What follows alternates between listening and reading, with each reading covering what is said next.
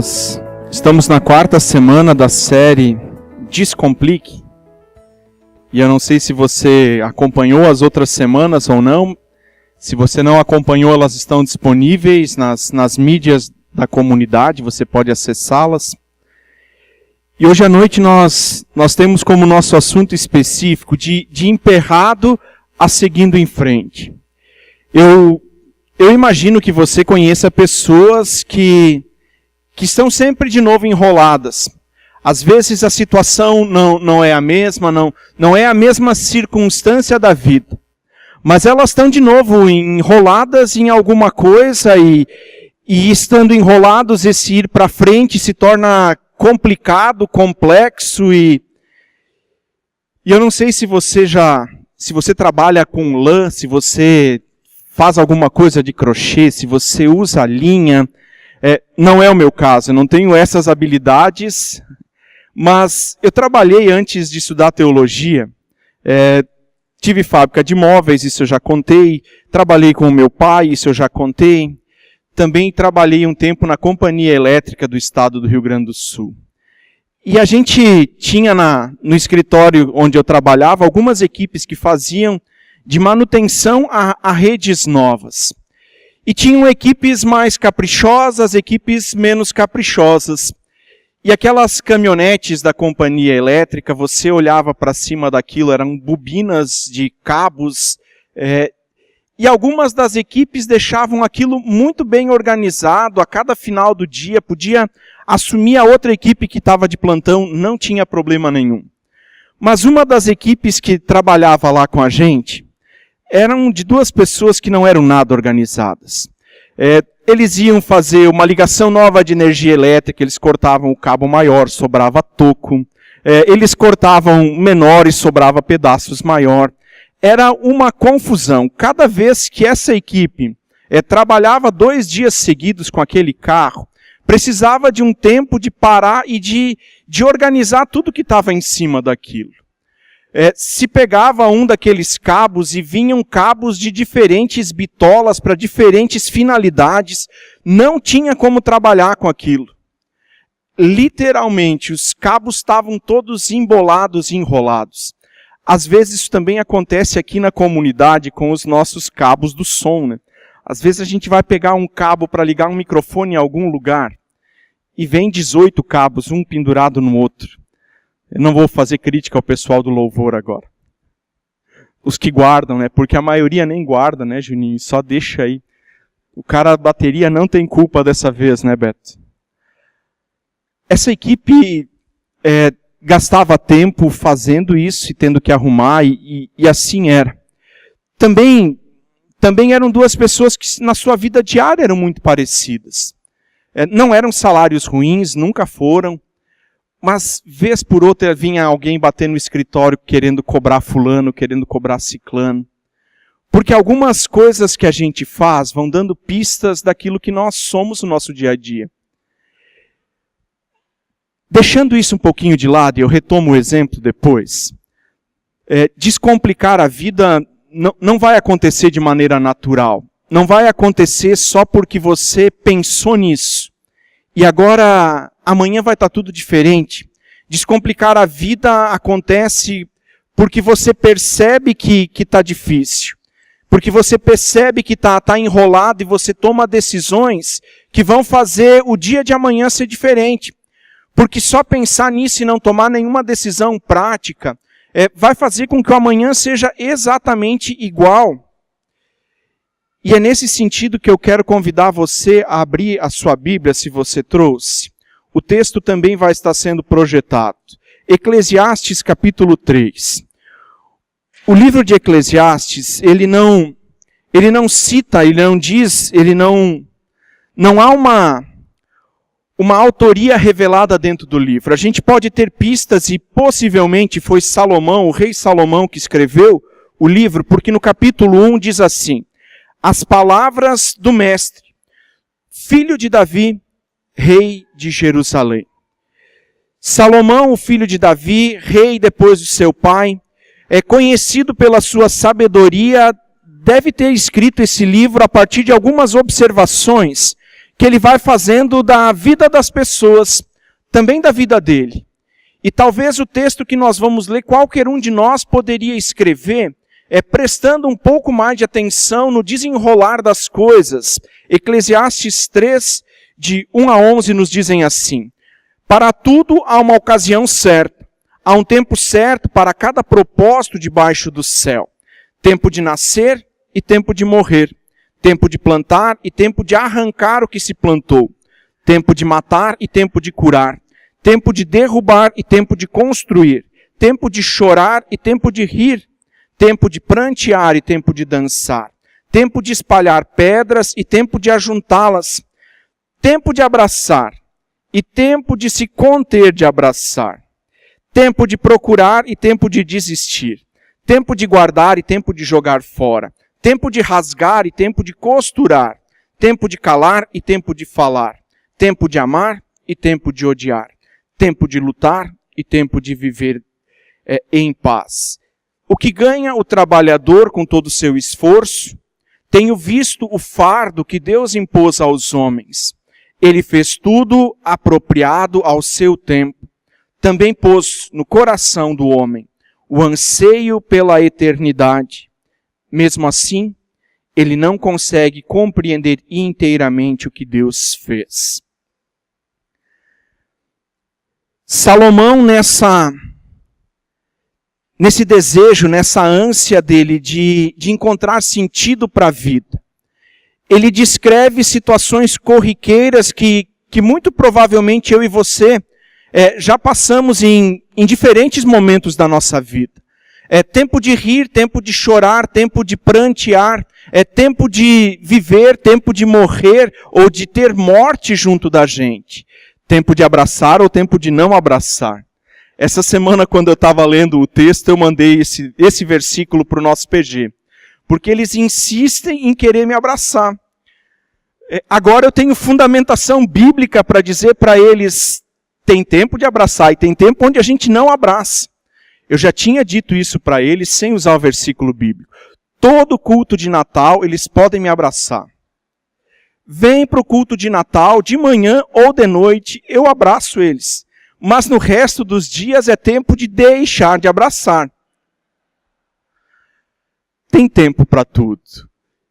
E Salomão vai descrevendo essas coisas. Primeira coisa que eu quero trazer, que são coisas que para mim aparecem no texto. Nós precisamos descobrir a etapa da nossa vida. Nós precisamos saber em que página nós nos encontramos.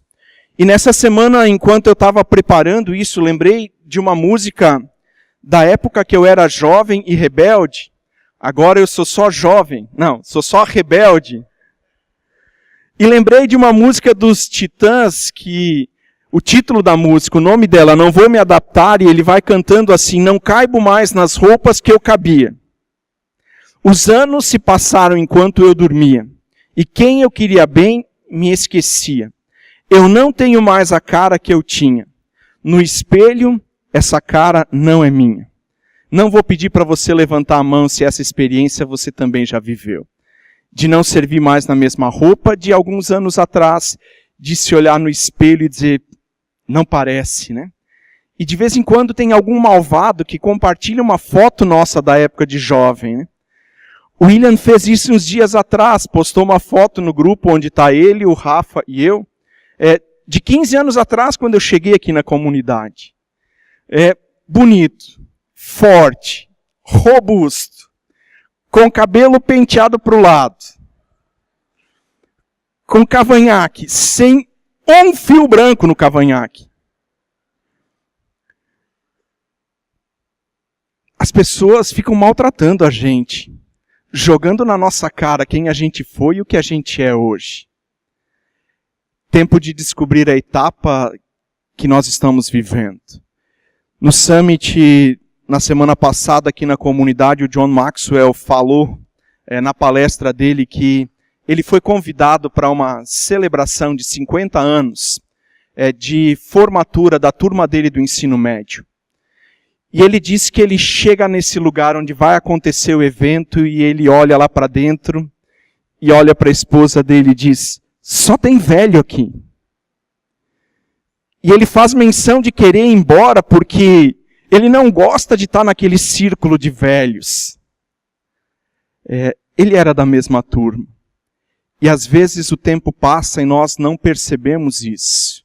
E a gente continua vivendo fora do nosso contexto. O tempo passa para todos nós.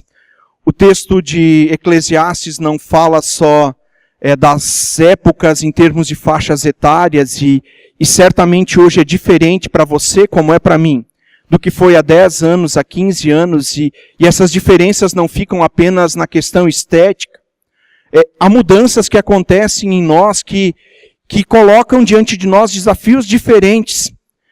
Mas o texto também fala de circunstâncias que vão acontecendo na nossa vida, que podem acontecer porque nós fizemos alguma coisa, por uma ação nossa, tomamos uma decisão errada. E agora é hora de chorar, de lamentar. Ou acontecer por algo aleatório que não dependeu da nossa condução no processo. A gente está sujeito à enfermidade, a gente está sujeito ao luto, a gente está sujeito a perder emprego. Algumas coisas são responsabilidade nossa e aconteceram porque a gente tomou decisões erradas, outras acontecem de maneira aleatória. Na vida há tempo para prantear e há tempo para dançar. Sem perceber o tempo que nós vivemos, sem discernir, sem descobrir a etapa exata da tua vida aqui e agora. Você vai viver de maneira equivocada aquilo que Deus tem pensado para ti. Se você não consegue perceber se agora é momento de rir ou de chorar, você vai viver algo que não era o que Deus pensou, não era algo que Deus permitiu. Qual é a etapa? Qual é o teu momento, o que você está vivendo agora? Você tem situações que te levam a prantear. Você tem situações que você tem que dar um passo atrás e corrigir. Você tem situações onde você precisa botar coisas em ordem. E o sentimento é que você está paralisado naquele momento. O bom disso é que se esse é o teu sentimento, se isso é algo teu, você não precisa passar por isso sozinho. E a maravilha de estar numa comunidade, e o Juninho já fez menção disso, é que nós não precisamos passar sozinhos por esses momentos de prantear, de sofrer. Porque a gente tem pessoas do nosso lado. E muito acima disso, nós temos um Deus que se faz presente e estende a mão. Se nós não descobrirmos a etapa da nossa vida, nós corremos o risco de aplicar o remédio errado, que não vai produzir saúde na nossa vida. Segunda coisa que o texto mostra para mim. Descobrir o que Deus quer nos ensinar nesse momento que a gente está passando. Se a gente fez o exercício agora e percebeu qual é o nosso momento. Deus não nos deixa passar por essas coisas sem que Ele queira ensinar algo para nós. Vou abrir um parênteses aqui. Eu não estou dizendo que Deus quis que você passasse por determinada situação. Mas a Bíblia diz que pelo menos Ele permitiu que você passasse por isso. Deus não deseja a morte de ninguém. Ela é uma consequência do pecado, da desobediência do ser humano lá no início de tudo. Quando o ser humano foi criado e Deus estabeleceu combinou com o ser humano algumas regrinhas, dizendo, isso você não vai fazer. E o ser humano faz, e a partir daquele momento a morte tem poder sobre nós, porque nós pecamos, nós somos pecadores. Esse não era o plano original de Deus. E Deus move céus e terra para que isso mude. Para que a morte não tenha mais poder sobre nenhum de nós. Jesus vem. Descobrir o que Deus quer nos ensinar nesse momento. A mão cuidadosa de Deus continua agindo. Me parece, no entanto, que nas horas de sofrimento, o ser humano questiona o cuidado de Deus. Dizendo, Deus me abandonou. Se Deus de fato me amasse, isso não aconteceria assim. Se Deus. Na hora da adversidade nós questionamos Deus. Na hora da alegria, nós esquecemos dele. E parece que sempre de novo nós nos movimentamos dentro dessas duas coisas. Na adversidade nós reclamamos, na alegria nós silenciamos. Eu tenho para mim que aprender a lição que Deus quer ensinar antecipa o fim daquela etapa. Se Deus permite que a gente passe por uma determinada situação e com ela está nos ensinando alguma coisa, no exato momento em que nós aprendemos a lição, a gente vira a página. No EAD da Pedro, nós trabalhamos da seguinte maneira. Tem vídeos, as aulas estão em vídeos, estão gravadas, e se você assistir às aulas, se você fizer as leituras, o terceiro passo é responder. Nós queremos saber se quem está acessando aquilo aprendeu o que a gente queria ensinar. A pessoa respondeu lá as questões e deu certo, chegou na média, automaticamente abre a segunda lição para ele. Porque se ele aprendeu aquilo que precisava ser aprendido, não tem por que ele fazer de novo. Agora, se ele respondeu lá e não atingiu a média, abre de novo para ele o questionário, porque nós queremos saber se ele aprendeu a lição. E ele responde mais uma vez e de novo não chegou na média. Abre uma terceira vez e de novo ele responde e não atinge a média. Ele não vai para a segunda lição, ele não vai para a lição seguinte. No nosso caso, se responder 3 vezes e não chegou no limite que a gente quer, a gente tira da comunidade. Não, estou brincando, não é assim. Se nós aprendemos o que Deus quer ensinar, eu imagino, eu penso, que Ele nos deixa passar para o nível seguinte. Terceira coisa, nós precisamos descobrir como viver da melhor forma, da melhor maneira essa etapa que a gente está vivendo. Uma vez que a etapa está identificada, uma vez que nós reconhecemos que Deus se faz presente e quer nos ensinar alguma coisa, quer transformar algo em nós. Como a gente vive dentro disso? Certamente não é só com lamento, certamente não é só com dor, mas a gente precisa descobrir como, no momento específico que a gente está, a gente pode viver isso de uma maneira a ter intimidade que cresce com Deus, a usar isso como um testemunho para dizer, ainda que seja assim, Deus continua comigo. Se vocês lembram da história de Jó, quando Jó vai dizendo, Deus não me deixou sozinho, e os amigos insistem com isso, a mulher diz, reconhece o teu pecado, deixa Deus de lado, porque Ele te abandonou mesmo. Jó vai testemunhando no meio da sua adversidade que ele não fez nada errado e que ele ainda está perguntando e ele não blasfema, ele não reclama, ele expressa a sua dor, mas ele não deixa de andar com Deus. Ele vive aquele momento de tragédia familiar da melhor maneira possível. Eu lendo o texto eu não consigo encontrar uma maneira de viver melhor do que Jó viveu dentro daquela circunstância que aconteceu. Ele continua procurando pela mão de Deus que vai conduzindo no meio desses vales de sombra e de morte. Quando nós enfrentamos luto para exemplificar, como a gente faz? Perdemos alguém que nós amamos, marido, esposa, filho, neto, pai, mãe. Como a gente vive? Eu entendo que é um excelente momento para olhar para a eternidade. E nós, poucas vezes, de novo, não vou pedir para levantar a mão, mas nós tiramos do nosso horizonte a eternidade. Nós não pensamos na volta de Jesus. Nós vamos construindo os nossos céus dentro do nosso quintal. E a gente quer a casa melhor, a churrasqueira melhor, o carro melhor. E a eternidade para quê? A segunda coisa que o luto, por exemplo, deveria trazer para a gente é fazer a gente se cercar de irmãos. Se é tempo de prantear, não fique sozinho.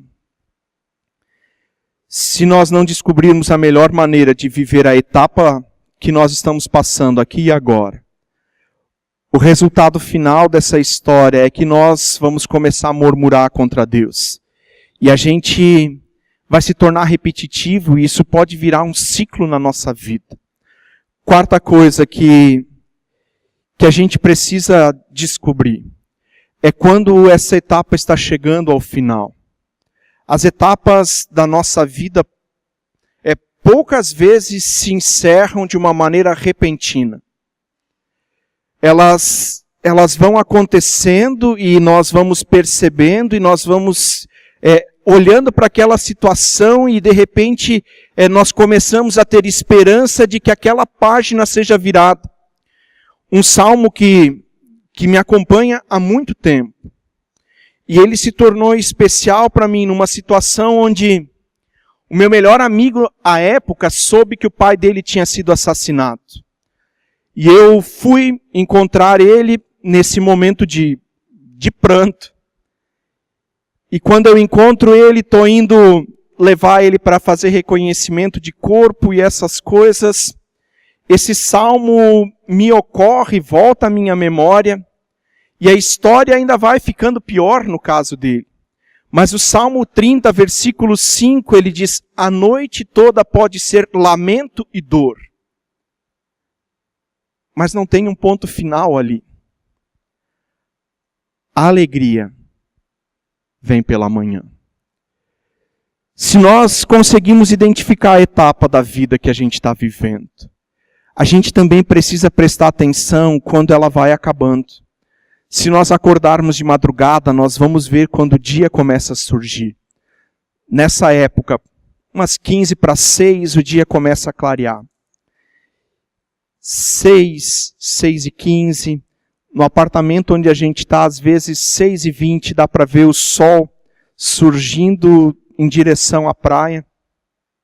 Não é sempre, porque Jaraguá amanhece muitas vezes nublado, mesmo nessa época. Você consegue perceber nas etapas da tua vida, quando uma etapa está terminando e que outra etapa se coloca diante de ti, quais são as expectativas, quais são as esperanças que essa etapa que você está vivendo coloca diante de ti. Porque você não pode esperar, porque ela não vai terminar de maneira repentina. Ela vai terminando aos poucos, ela vai se diluindo em meio às outras coisas da tua vida. E quando você perceber, há um novo cenário, há uma nova etapa que já não é igual. E se não for assim, se esse cenário, ele continuar se estendendo na tua vida, talvez você precise chegar à conclusão que você está emperrado, que você travou em uma situação. E sair dali não vai ser algo que você vai conseguir fazer sozinho. A noite toda pode ser lamento, mas a alegria vem pela manhã.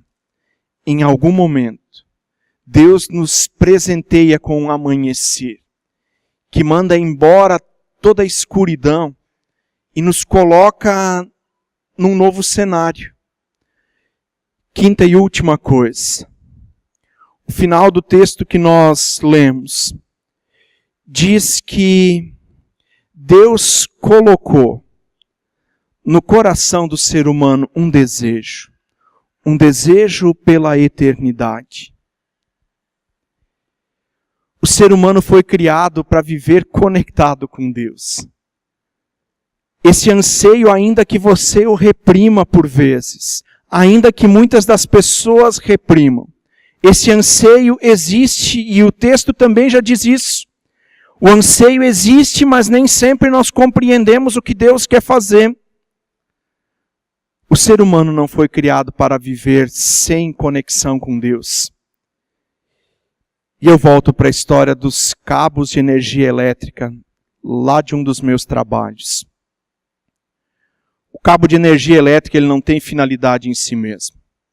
Ele não foi projetado para ficar enroladinho e pendurado direitinho na caçamba de uma caminhonete. Ele não foi criado para estar pendurado numa loja que venda material elétrico. Ele foi criado com uma finalidade de ligado a uma subestação, ligado a uma rede de energia elétrica, ligado a uma usina. Na outra ponta oferecer energia elétrica ou luz.